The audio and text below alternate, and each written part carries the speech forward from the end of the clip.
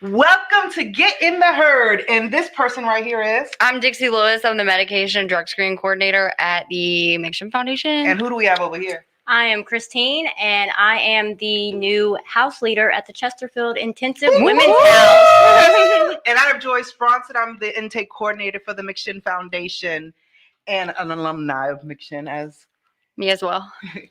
Yep. So today I'm finally back. Last week I was out. I hurt my back. So I'm glad to be back today. She's getting old, y'all. I am. Hey, I had to, this was the first time that I've actually experienced what it would be like when I'm like old, like 90 years old and can't do anything for myself. Mm-hmm. When my back went out, I had to get my son to take me to the emergency room. So he had to pull up to the front of the doors, and then he had to come down and get me and carry me in kind of like an old lady. And I really felt like, wow, this is what it's like. But the great thing is that because of my recovery, he's willing to do that for me today. So you got some good sons. You got two good ones. Yeah, thank you. So I'm really proud of that, and I'm glad that I was able to help that I did need. But some worried things that I was worried about, which is kind of crazy because you don't ever think about this. Like when I was regular doing what Joyce did back in the day, I never thought about concerned about the medication I was on or anything like that. So I did have to get a list of my medication, and I sent it to Jesse to have him kind of review and is there anything that I should be worried about, because I don't really know about different pills. Have you came into an incident like that in recovery where you had to be concerned about what you've taken? Not yet. I went to Patient First to get antibiotics for a toothache, and they were talking about, I was worried that they were going to put me on pain medication because it was ridiculous, the pain. And I was texting my sponsor. I was like, what do I do? Luckily, they didn't even offer me anything. They were like, here's 800 milligrams of Tylenol. And I was like, well, I already had that. So that's the only thing that I've had happen since being clean that I was kind of worried about. Isn't it crazy how now we're worried about them actually prescribing us something versus before we're like, oh, I hope they give it to me. They give it to me. Has something like that happened to you, Christine, since you've been in recovery? I had, for one, I had an allergic reaction to a medication since I've been in recovery, which was really scary because normally I would be so high I wouldn't even realize that I was having an allergic reaction. And but I've also, with a lot of teeth issues that I have worried about them prescribing me something. But the funny thing is, with being clean now, I can take a 800 milligram ibuprofen and my pain actually goes away. Works. Yeah. Isn't it crazy? So, I thought before, I'm like, oh man, I need a Percocet. I know one time I had messed up my eye and my cornea had ripped, and the doctor was prescribed me, because of contacts, and that's what happens when you sleep in your contacts. So I had stuff in my contacts because I got drunk every night and fell asleep and we took them out. And by the time I woke up, I need them to see. So, and I did that, and I actually ripped my cornea, and it was very painful. And I went to the doctor, and they were just giving me the eye drops, antibiotic drops, but they didn't give me any pain meds. So I'm getting perks every day because I'm in so much pain. I need a perk. Yeah. Go ahead. And I was just saying, and now, an 800 milligram or even a couple not Tylenol, that's a lie, Advil or BCs will do me fine. When I have I have a short leg, okay, and so I know it's so I'll wobble when I walk, but I have hip issues because of it, and my knee hurts a lot. And I used to use that as an excuse all the time. And that would be an excuse for me to go use. And that's why, that's not why I started using Percocets as a teenager, but that was my justification of it. Right. And then when I got clean, I started taking Tylenol and ibuprofen and stuff, and it worked. And I was like, what? This could have worked the whole time. I would have never used it anyways, but no, it was weird. Yeah, I've read that, and I've read on before on a couple little things that it says that, over the counter Motrin or Advil would do the same as a prescribed opiate. But of course we're going to always want that, when we're in active use. So Christine, you're now house manager over at Chesterfield. How do you feel going back, being back at Chesterfield and becoming house manager? I'm excited about it because my initial plan was to actually come back and go back to Delrose and go back to work because, of course, I had the issue of bed fees and all that. But this way, it gives me time. It gives me responsibility, Purpose. but I also I still go to the classes with the ladies, so I still get my recovery. I don't have to worry about my bed fees, so I don't have that stress on me. So it's really kind of perfect for me right now because it gives me time to continue to get grounded in my recovery without all the other stressors. And it also is great because now you can be a leader for the other individuals coming in. And, you've kind of been through a lot of the situation that they may not have gone through yet or what they have gone through when they come. We do get a lot of RSW ladies, and you've came from there to us. So, you know a lot of what they've probably gone through. Right. Good. Yeah, I think you have a lot to offer the women that come in. Thank you. I definitely hope I do. I definitely. Well, you do. Kind of works. It kind of works with. I've always been a person that has wanted to do some kind. Like I wanted at one point to start my own like recovery classes, or and it gives me that start as a purpose of what I want to head towards. Yeah. I mean, I think it also would help. It helps a lot in our own recovery itself. I know becoming a house leader when I became the assistant house leader at Smith House. I think that was after you left too.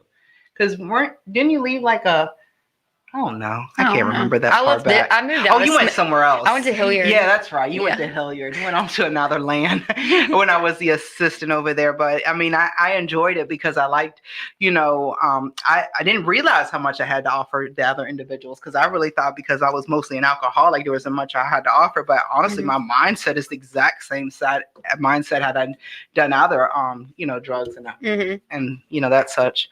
If not, it was still kind of off. Yeah, you were. I was off just a little bit. So tell us about how you were off. No, you don't want to go there. A little crazy. Yeah, I feel like being a house leader gives you like a purpose. Like it makes you like you have a purpose, and when we have a purpose, that I feel like sometimes like if you feel like you have no other reason to stay, that is a good reason. Like, I know for me, when I was the assistant at Hilliard, like that helped me a lot. And like you said, like you build relationships with women because they come to you. Right. Yeah. That's awesome. And and probably in the past, because I think me and you've had conversations about it too, that, in the past when we were actually using, we weren't really close with other females like that. Right, and then now this is actually giving us a time to actually bond with females and, show females, because there are other girls coming off the street that was just like us. Feeling the same way. We like, I can't trust no girl. Yeah. I feel like that's how every woman feels when they come into recovery. Yeah. Yes. Oh yeah. Yes. I don't hang out with girls. I just hang out with the dudes. That's what I said when I first came in. Yeah. Yep. Just give me a little time and I started, hanging out with the women. Yeah. Now you gotta go all the way around. Yeah. So yeah, you got a strong network now of a lot of chicks, ain't it? Yeah. Ain't it, girl? Yeah. Yeah, girl. Okay. Yeah, I've built a pretty good network. I need to broaden it a little bit more. But I feel like I've done a pretty good job with it. I have a lot of people that I can call on with some clean time. I'm one of those, I don't really stay to myself, but I got my own house now, and I haven't had my own house in a long time. Yeah. So it's like I like to be in my house. So like I invite everybody to my house, and we have game nights and things like that, and cookouts. And we went and bought like a what's that thing called? A fire pit, and we put it in the backyard. We're burning wood and stuff. It's pretty cool. Oh, I know Kaiser likes that. He hasn't seen it yet. We just got the fire pit last weekend, so he's coming tomorrow. He's gonna be really excited. I video chatted him when I was out there. I said, "Look," he was like, "I want to come." It is fun to cook, and then to have the bonfire now, because I know in the past with me, I've always associated bonfires with beer.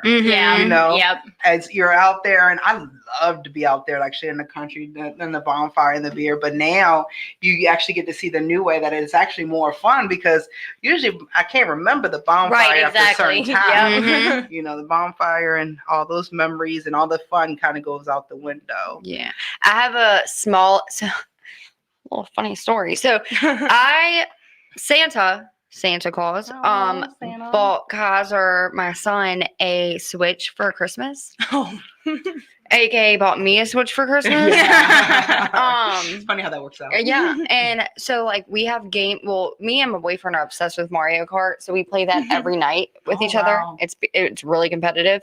So we'll have people over and we'll cook or whatever. And we play Mario Kart for hours on end until I'm like, all right, I'm ready to go to bed. It's like 1 o'clock in the morning. You got to go. But that's been like a fun pastime for the past few months. That's literally what I do. I think I might want to try to play that. You live right up the street from me. Well, and yeah, I do, like right around the corner. Mm-hmm. And the crazy thing is, I got a Switch as well in my house, but I bought it for me, and I'm not, my children have their PlayStation no, they don't do PlayStation, they do their Xbox fellas. So they got their Xbox and we got the Switch, but I have not ever turned it on, and I want to play it one day. You're missing But out. I'm thinking if I play it, I'm like, I got so many games that you can borrow to see if you like any Mario game, Mario Brothers game you could think of that Switch makes. I have. Oh yeah, I'll probably have to get that from you. I know they bought one because I think you can, with the Switch, you can buy it digitally, right?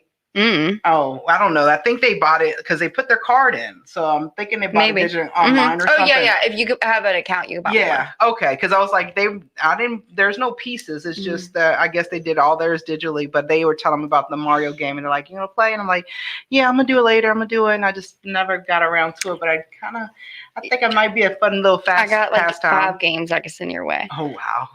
But I think it's so bad. Like if I leave here, that's what I'm going to do: eat, play Mario Kart. I remember when they first came out with like the Xbox, where it could see what you were doing. Oh yeah, the Kinect.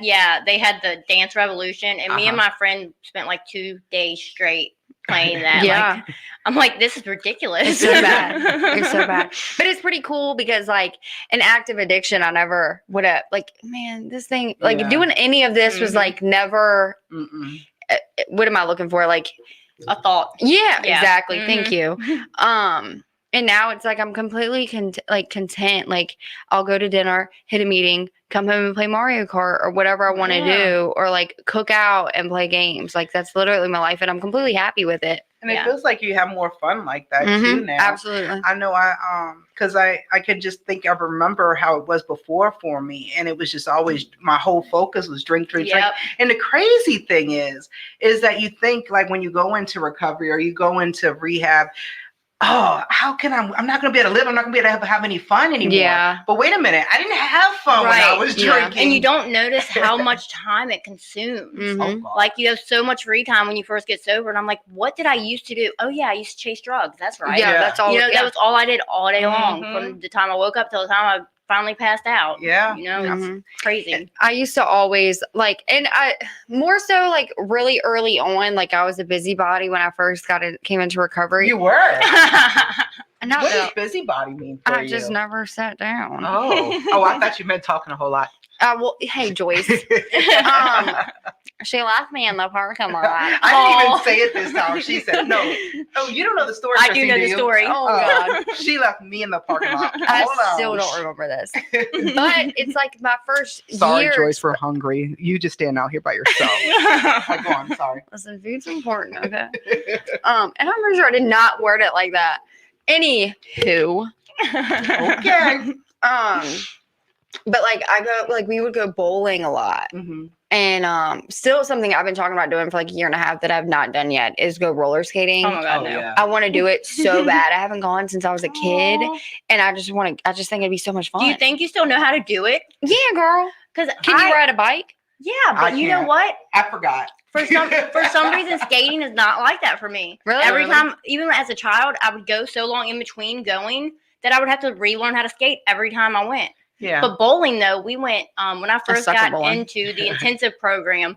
One of the weekend outings we had was to bowling, and I loved it. Yeah. Really? Yes. I think bowling's fun when you have a whole lot of people, but I can't just go with like on a date with one person. That's because it's like, all right, your turn. Right. Your turn. We used to always it would be like 10 of us. And I think like Tuesday night, it's like $1 or $2 bowl night or something at one of the bowling rings. And we would get a group of us. And I used to like get off work early just to go and everything. Yeah. When I worked at the restaurant, I'd be rushing to get out of there. But we used to do that a lot. But I want to go skating. I think skating would be fun. We should make it like as a big group thing. Yeah, we should take the participants. Yeah, absolutely. Well, I'm gonna watch. I can barely walk on my own 2 feet, much less skate. I'm not. It would be definitely a show for everybody else, I'm sure. Well, I seen on someone's Facebook when they had took the kids to a skating ring for a birthday. There's a little the little triangle. poles that you can hold on to now. Yeah, they did not have those when I was little. Yeah, absolutely not. And I think I would be the one. Hey, I tried to get the bumper rails when we went bowling. Yeah, that's what but they wouldn't let us have them. Oh, they wouldn't? No, because we didn't have anybody under 12 or something. Oh man, what? I always made them put it up for me. Yeah. Oh my gosh! But I think it's great that we can have fun in recovery. Oh yeah, like I have a lot of fun. I feel like everybody does. Like it's crazy what we are capable of doing clean. Right. Once we get clean, and you can actually do a lot more. I'm going to tell you something else that I've actually been accomplishing a lot. So when I used to be in my active use, I did also smoke a lot of weed back then, right? Mm-hmm. And I was in school. This is when I was originally going to school. And this was about 8 years ago, maybe. Well, I felt I could never write a paper unless I smoked weed. Mm-hmm. Somehow the papers were always halfway done. So I flunked out of college at that point in time. We're not talking about that. But now that I'm back, like my papers are like, whoosh, they're so full. I'm actually completing most of them, except for English. We're not talking about that. But, like all my psychology classes that I'm in, I'm actually able to write the whole case study. But it's not like it You're was. in school right now? Yeah. Oh, I didn't. How did you not know I don't this? know, Joyce. Yeah. I'm just going to do. I don't know. Yeah. So anyway, yes, I am going to school. I've got 1 more year left. That's awesome. But yeah, I'm going to get my bachelor's in psychology. Really? Yeah, girl. I'm gonna go ahead. You'll be my next subject. This is crazy.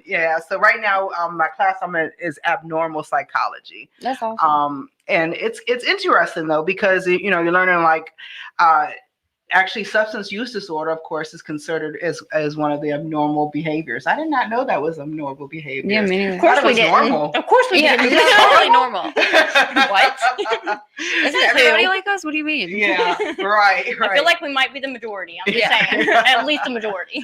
But it is weird that the things that we're able to complete, and like now, my schedule that I have every day, it's like, not to say too much, but I get up, I go to work, and I go work out. I don't know if y'all noticed these butts. How's that challenge going? I don't know. I was on. They put me on steroids for 5 days. I just want to say, y'all could totally tell Joyce is feeling herself right now. And she's so happy to be back. Look at her. I am. I'm very excited to be back at on that trip. Did you good? Didn't it? It did absolutely. But then I really was upset last week when I missed, and I tried to get dressed. I had myself, you come here and help me put these pants on so I can come in and do the podcast with Dixie, but I couldn't. And I was so nervous. I was like, I'm gonna kill her. But I heard that she killed it, so I'm so proud of her. She's such a big girl now. I know, I'm an adult. I don't know, adulting 101. So Christine, our new house leader, and what plans do you have? Like, what do you think that you could do, maybe, to change up some things? Do you have any ideas while you're there? I mean, now that you're coming in when they got the little farm animals. I don't know if you guys knew, but we actually have chickens now? Chickens, yes. And then we have also gardens. We've started little gardens. Have you did that before? Like when I was there before, no, we didn't have them. Okay. But we have we have one of the ladies that's in intensive program right now. She's volunteered to help show new people when they come in the ropes of the chickens or the garden, so that way we can have different people kind of knowing, so that way you can keep getting passed down and get that therapeutic value, of course, to everybody, because it makes you feel great to have that responsibility. That's something you get up every morning, you take care of, or water the garden every morning, or gives you that little bit of responsibility, just like the chores. Mm-hmm. The purpose of the chores is to give you that little bit of responsibility. Right. Yeah. And then I want to really emphasize on the networking. Yeah. Because so like making sure we get to meetings 15 minutes in advance to talk, get numbers, find sponsors, because this last relapse, that was my big issue. Not having a network. I wasn't using my network. Yeah. See, Yeah. I'm not really a social butterfly. So I had a lot of trouble with, I even had a sponsor and I wasn't calling her like I should have been. So that definitely, so I want to make sure that, everybody knows that that's a really important thing. Isn't it before you relapse? Don't you see, like, do you notice certain behaviors that happen? Like Absolutely. I've seen that. I mean, I've heard that before, and I've seen that like in certain people, like little things that they do that they didn't do before. Like, you know what I mean? Like, because you were on a great, you pathway. You had, on a great path. You had the job and everything, but then slowly little things that Christine started doing. So what behaviors did you notice about yourself? My big one is isolating. That's my biggest one. I start isolating, wanting to stay to myself, not talking to people.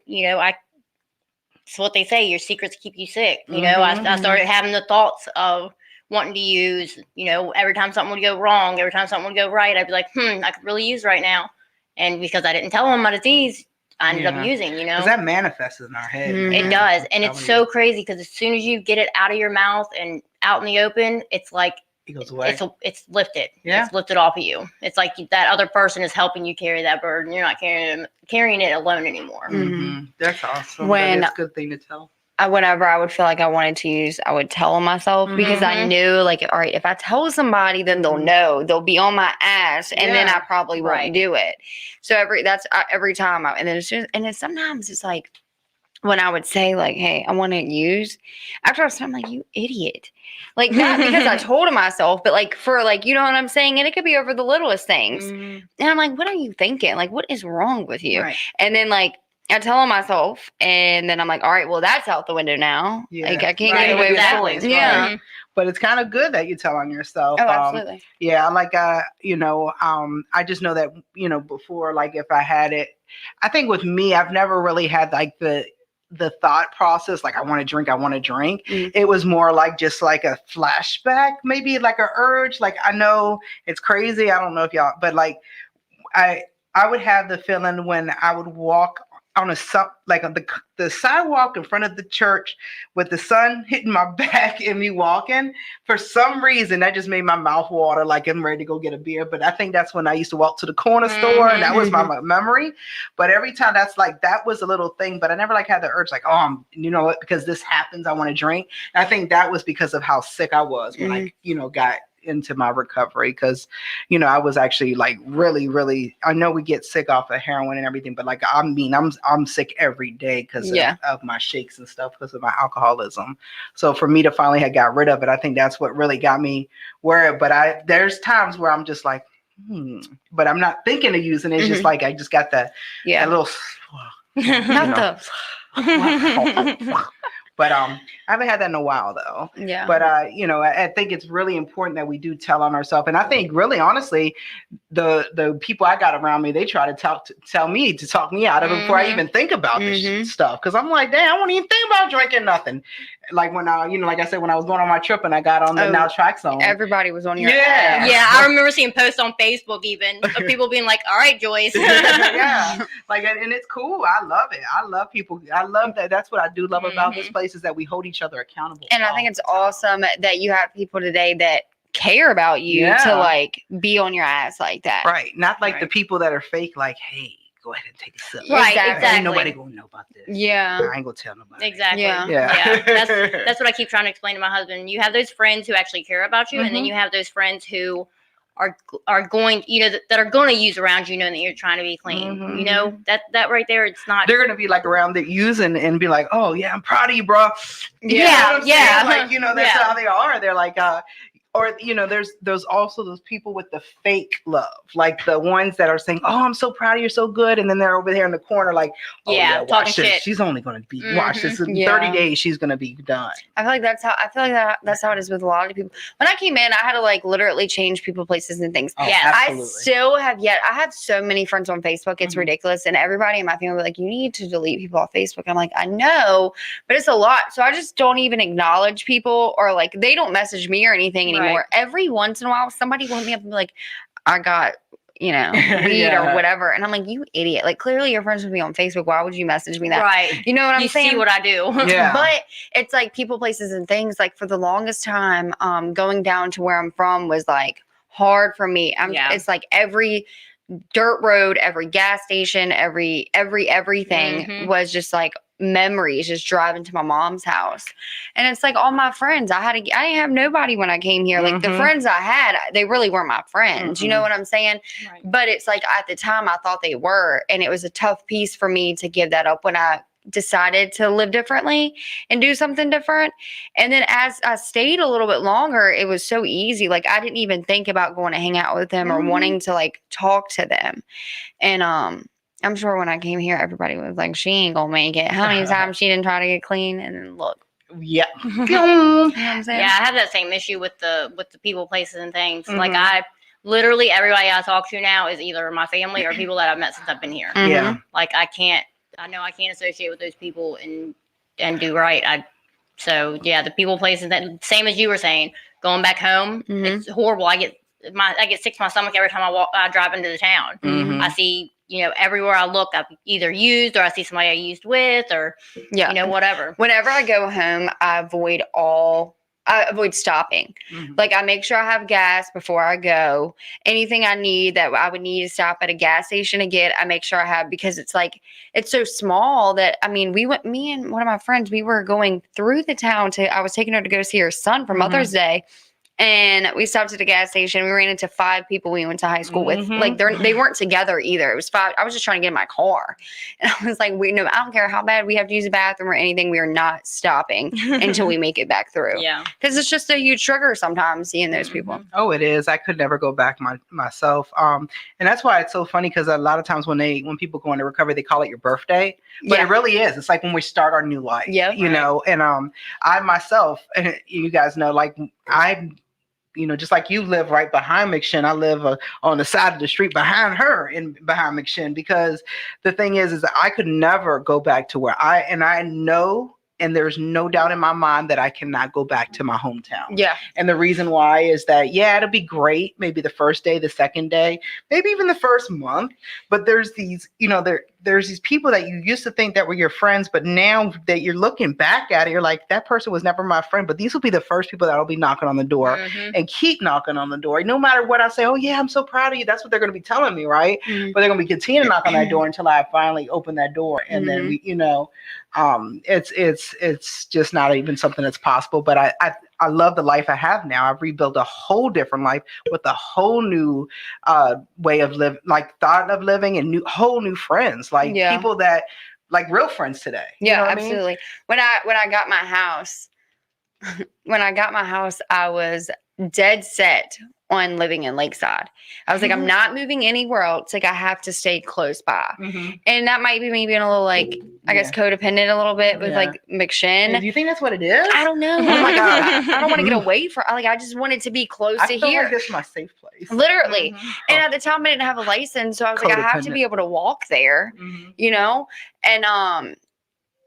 and it's like you said, it's my safe place. It is. My mom like never drinks. She's not an addict by any means. And she called me at like last month, and she was drunk, and she was crying. And I was like, she was drunk. And I was like, what are you doing? She was stuck in a mud hole. They were out mud. And she was crying, and she's like, I just want you to move back home. And I was like, oh no, you don't. Right. We'll talk tomorrow about that. No, you don't. Like, she knows better. But and then we talked. I was like, see, like, there's not one possible. I'm trying to convince her to move up here because she's so far away. Yeah. Because you guys are down in the Emporia area, isn't it? Past Emporia, we're like the last exit in the state of Virginia, right? I'm about 4 miles from North Carolina. Yeah, I remember passing through that area. I think there's only one Bojangles or something. Yeah, there's one Bojangles. Yeah, there's one of everything. There's like, there's nothing. You got a Walmart, a Home Depot, and a Food Line, and a couple drive-throughs. That's what's up. But yeah, it's crazy with the way we had to change our lives. What changes have you had to make since you came out? Like I said, definitely people. Like if they're not people I've met since I've been in recovery this time, I really don't So what's it like when you go home now? Like, I mean, I know you said you get sick and all this, but like, what do you guys do now? Like, when you go, I know you go to see your husband sometimes. I see my husband and spend time with my kids. Yeah. I have 3 kids, and they're usually at 2 to 3 different places, so that keeps me kind of busy. Between going to the different houses, and I'm only there overnight, so it kind of keeps me busy. And I'm always with somebody. I always make sure I'm with somebody that is my support system, like either my mother-in-law, my parents, my husband, somebody that knows that I'm doing. That's very important. That keeps a good eye on me. Like when you went home with your friend. I always take somebody with me. It was Courtney, right? And you guys, you were held accountable. And I think that's the same thing for me. My kids, the only time I go down there is when they, I have to take them to go, like if I have, like if there's a family cookout or something now, I'll go, but it's only like for an hour but I bring them with me. But my family members down there, they're going to also be like, all right. Yeah. But yeah, that's the only time. I don't even think of any other time I've ever gone down there. It's crazy. It's crazy because you never thought I thought I could never live. Never. That's not an option to not be there. Yeah. Yeah. But it's also because like we've built our family here. Like we get to pick and choose today who we want our family to be. And I think that's amazing, Oh yeah. It's so crazy because it's like our family that we have today is probably people we would normally not hang out with on the street. Not. I could not imagine hanging out with Dixie on the street like back in the day. I'm like fine. I'd have been like, oh, yeah, I know, but I'm like, who fine. is this? Who does she think she is? And now I'm like, this is my top dog right there. You know what I mean? Like, oh, but it's weird that we build friendships in recovery because, we have that, where we don't do the judgment like we used to do back in the day, You ringing? Yeah, I don't know who that is. Oh, no, mine's ringing too. Oh, we're both ringing. What is going on? We're doing a podcast, folks. Leave us alone. They only get 45 minutes of our time. I know. Okay? We're trying to share our 45 minutes with you, not with these other individuals. Well, I think it's great that you're out in test photo. Like you said, the animals, like I feel like that's therapeutic. I think it's good for the women. I think that's awesome. I think it's awesome. We've been talking about doing it for some time, and I think they're going to add more animals as we go. They're talking about goats. Yeah. That's pretty cool. Yeah. So I have a friend, actually a group of them there's a thing called Boats and Goats. Well, you ride a boat into the ocean and you hold goats apparently. And so she's obsessed with goats, and she was like trying to like find places to go like hold goats for like her own like therapeutic thing. Okay. And which is are these baby goats you're those holding, were baby goats. No, they were baby goats. Oh. And so after she finds this Boats and Goats place, she's telling me about it. And the next day I come to work and I was like, they're getting goats at the Chesterfield house. And I'm sure you can go like hang out with them. And she was like, oh my God. She's been looking for months on how to just go hold goats. And she was like, everywhere's so expensive. I don't know what's weirder to me, the fact that she looked for places to hold goats or that she found places to hold goats. Right. That is facts. It's true, y'all. You can Google anything and find it. I was in Virginia Beach. I was like, I want to go. Oh, yeah. Boats and Goats. What happens if the boat? I mean, the goats get sick or something on the boat. I don't know. Where's that at? Like Virginia Beach. Virginia Beach? Mm-hmm. Oh, you can do anything at Virginia Beach. Yeah. True. Do they have dolphins over there? Yeah. Do they? In the ocean? I don't know. Oh my God, Joyce. Is there dolphins in the ocean? I thought it was in Mexico or something. Oh my God. Oh my God. Okay. So I do know that there's crabs out there. There are. Yeah. I'm ready to go get some seafood. Oh my gosh, crab legs sound good. So good. You eat sushi? I eat sushi at least once a week. So far I've had it twice since Saturday. So I don't eat no cooked seafood though. Only eat sushi. Oh really? Mm-hmm. Yeah. I like the smell of it. What? The seafood? Yeah. Like crabs and stuff? Yeah. Now, one thing with crabs is like we eat crabs in my house. Like normally I never have it in my house, but if I do, the trash has got to go out immediately. And you know what I mean? Boats and Goats. Get with Chauncey or Amanda on that one. They went to go see it. I think it's freaking cool, man. I'm kind of interested now. You ride a boat into the ocean at like sunset and you hold goats. That is so weird. I know, but is a it weird combination. Who came up with that? Yeah, who came up with that idea? Is it weird that I want to go? No, I think it's awesome. I think it's a great idea. Yeah. And I'm probably going to Google that as soon as we get off because I'm thinking, I'm wanting to find something fun to do this weekend, and maybe boats and goats. Is that where it's at? Maybe boats and goats. Maybe we can take the Chesterfield House girls to. Yeah. Boats and See, now goats. everybody wants to do boats and goats. Hey, look, Nathan, I don't know who called us. Some unsaved numbers. It looks familiar though. So. I'm not sure, Nathan, but I've got quite a few. Oh, you're getting it to ring again. So you stop that, Nathan. Speaking it into existence. Cracked pepper tuna, yes, Nate. So, ahi tuna is my shit. okay, so yeah, good. With wasabi. So, like I said, I have like an obsession with Sushi King. I love Sushi King, and it's like all you can eat sushi. Lunchtime it's $12.99. Dinner it's $18.99. Literally all you can eat. And Nathan was talking about him and his friend going to eat sushi, and I was like, "Well, go eat Sushi King. It's good sushi, and it's not expensive." So I was like, "When you go, because I'm a seasoned vet of Sushi King pre-COVID, so normally they would have a bar, and I was like, before you go."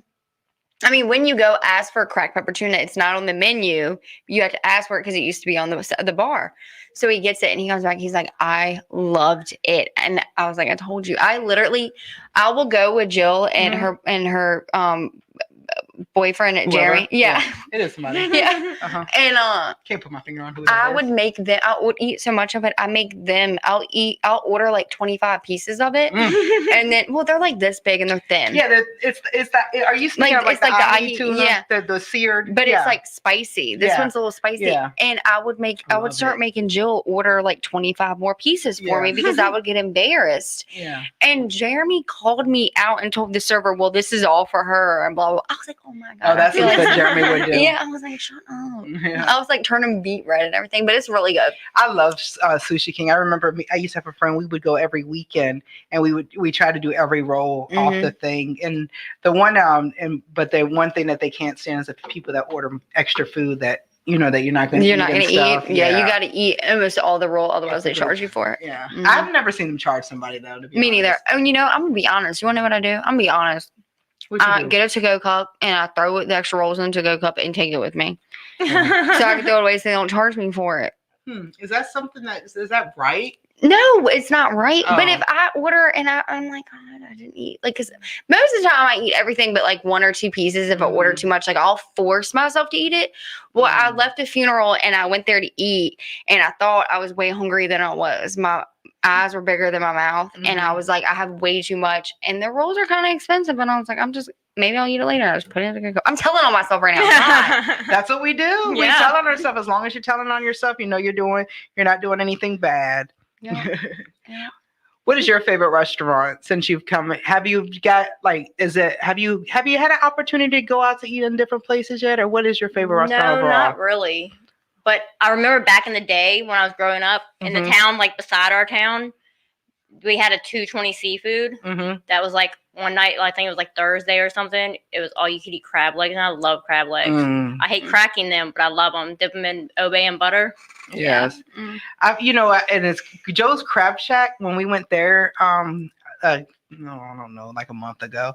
But they give you this little yellow thing that you get to keep. It says property of Joe Crab Shack, or stole it from Joe's Crab Shack because they know everybody's gonna steal it. And it's like a thing, and it's awesome because you just put it on the crab leg and it opens. Yeah, I got 3 of them. Selling them for $20 a piece. If you want one. I'll give it to you after the show. So, but yeah, like I think it's ever since we got back from Florida, I've been on this like seafood kick, and I don't know what it is, but it's I need to stop it because it's like $38 a boil bag, and I'm like, hey guys, let's go. So every time I'm taking my kids, and they don't seem to be paying for anything anymore. The kids? It's crazy that y'all bring up seafood today, because ever since like last weekend, I seen that Kellyanne went to Maryland, I guess, to get crabs because she's my sponsor, and I have her on Facebook. So I seen where and I've been wanting them, like craving them ever since. And then we're talking about them again today. I'm gonna have to get some. I'm gonna have to get some. Yes, I need it. But that's been my thing though since I've gotten clean. It's like food. Yeah. Yes. Like I love food. is my favorite thing in life, other than my child. I'm not even joking. No, you're so honest. I'm so honest. Like I eat constantly, and and my thing is, I have a problem with eating out. That is something that I have yet to get under control since being clean, and it's so bad. I spend so much money. Oh, she does. It's so bad. I eat out lunch and dinner every day. It's so bad. See, my thing since recovery is not eating out as much. I mean, yeah, like you when I grow up. Yeah, but mine is now it's like just doing new experiences. Like I just want to keep doing something I've never done before. Well, what I do is I go to new restaurants. I go try new food. The good thing about Richmond is we are a foodie city, so there's so many different places. So many different options. Have you ever had fried alligator? I would never. See, that's something I don't. It came out of water. I see it, but I can't eat anything fried for a month or two. But I was just wondering if you could. I was going to live through you. No, but I love it's been my thing. Like I love to just try. I mean, my thing is just try. Yeah, new restaurants, obviously, absolutely. But it's just like I want to just try different things. I just, being an alcoholic and drunk is like I did a lot of stuff. I just don't remember a lot of things. But it's just I want to try different stuff that I just kind of never did. Yeah, I feel like I've been using since I was so young. Yeah, and I got clean when I was 24. And so I'm like, in these past a little over 2 years, it's like, I feel like I've just started living. So I feel like I have so much to do. And I missed out on a lot, So I feel like I'm trying to play catch up. Yeah. But like, I'm also getting older. So I'm really content just like not doing a lot at the same time. But being able to go do things. Like what I care about now is like going out to eat with like my friends and stuff and trying new restaurants. And then like being able to like pay to go on vacation and take vacations and stuff like that, making those type of memories like with my family. That's what like gets me by today. Yeah, I can't wait to get to that point, to have the money and the stability to be able to just like go on vacations. Yeah, absolutely. And it's going to happen, Kristen, because sure. I mean, me and Dixie were in your area, and like we're like 2 years in, and then now we're just starting to live. Yeah, like really, honestly, this last year, in our second year, is when I think we both are starting to do a whole lot of different things, and a lot of different types of travels. And I'm actually looking to try to book me another vacation soon. Trying not to do it so soon, but I've got the ants in my pants. I know. I gotta wait 3 more months, and it's like, is it 3 months to August? Yeah. Oh God. I know. So I'm gonna do another trip in July. My first year, I just like hung out. Yeah. Did what I was supposed to do and what I was told to do, and then like when I did that, everything just like started happening, like without even really me like approving of it for real. Like I started having money to be able to go do things. You know what I'm saying? Like I just worked and did what everybody told me to do. Oh God. Yeah, that's the important thing. Is just get your stability. Get that year in, get your stability. Don't worry about what, this and I got to do this and that. Just let life go. I think that's what I did too. It's like just let everything flow. Apart. Yep. It all started with being left in the parking lot, and now I can do stuff. But hey, guys, I think it's almost our time. It's our time. Yeah. Christine, thank you so much for coming to see us. Thanks for having me. Dixie, it's so great to be back with you. I know, I'm excited. Bye, guys. I missed you. I really did. Bye. Bye. What's the difference like that? I don't know.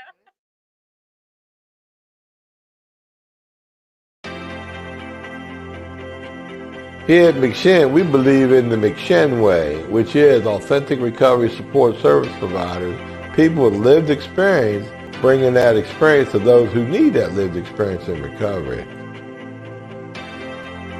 Here at McShin, we believe in many things to support our mission. We believe in women empowerment.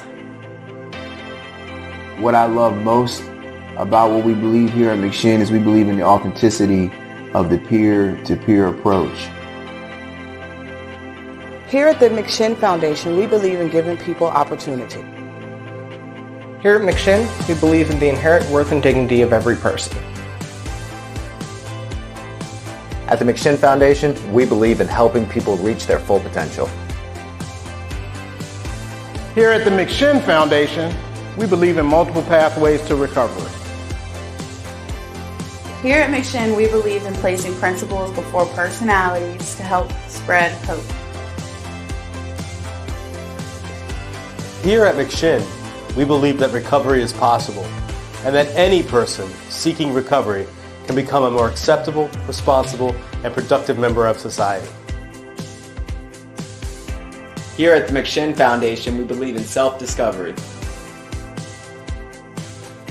Here at McShin, we believe in saving lives and offering second chances. Here at McShin, we believe you can do this. Here at the McShin Foundation, we believe that we can only keep what we have by giving away, which is why we continue to help others like us seek and find recovery.